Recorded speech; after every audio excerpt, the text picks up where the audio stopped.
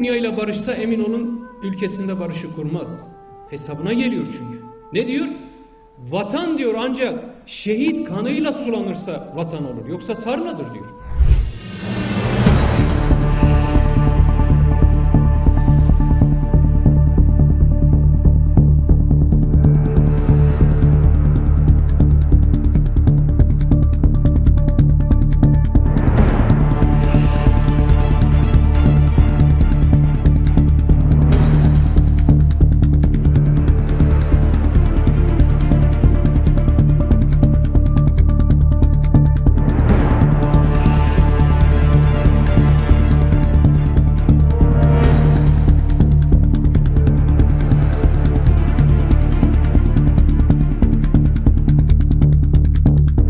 Ulaşmıştı.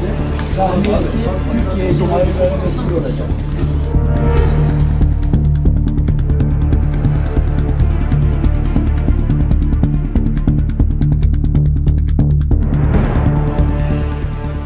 Yok ki sadece benim açımdan değil, 86